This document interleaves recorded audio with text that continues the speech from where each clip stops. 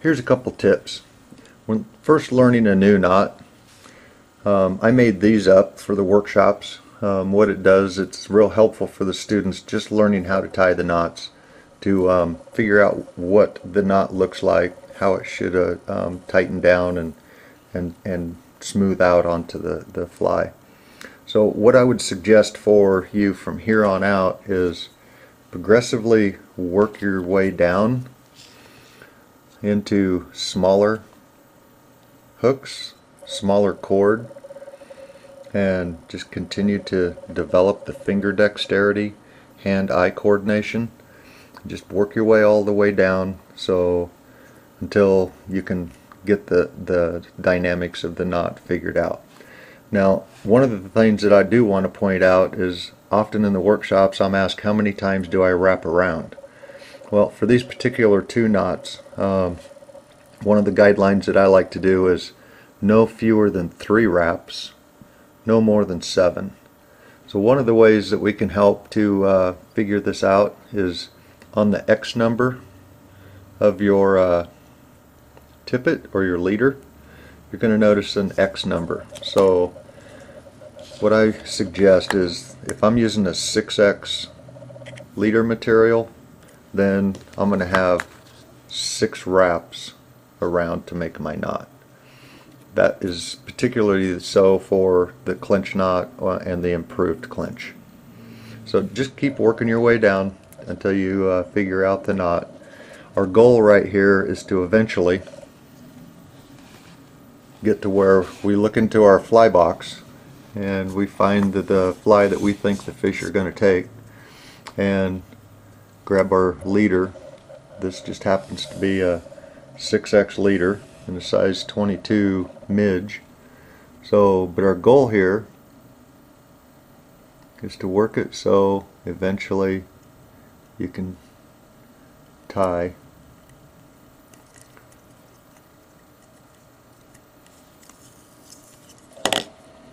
a clinch knot with 6X. Notice how I've kept the fly in my thumb and finger. Now I just take my 6X tippet. Because I'm using 6X, I'm going to wrap around 6 times.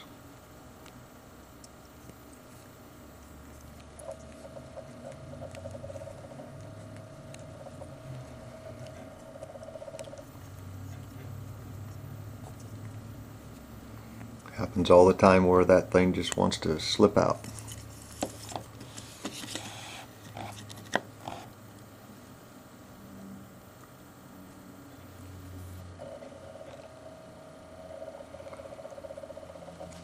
Now if you can see, it's a lot easier to do this if you have a darker background. I'll a lot of times put it in the shade.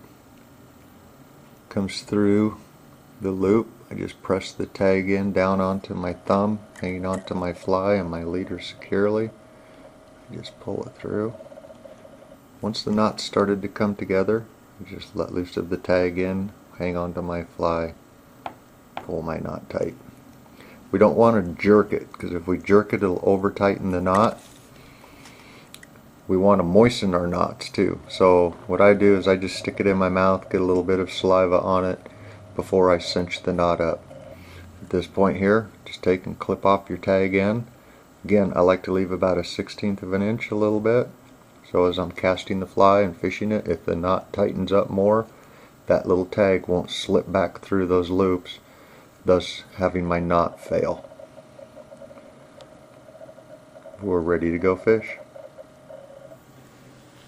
One of the things that we want to look for in the failure of our knot is if we have our fly, and well, we won't have our fly anymore, but if at the end of our leader where our fly used to be, it looks like this, well, that means that your knot, all this curly in here and everything, this pigtail and stuff, that means that your knot failed. In other words, the tag slipped out through the loop and it unraveled itself and it pulled through the eye of your fly.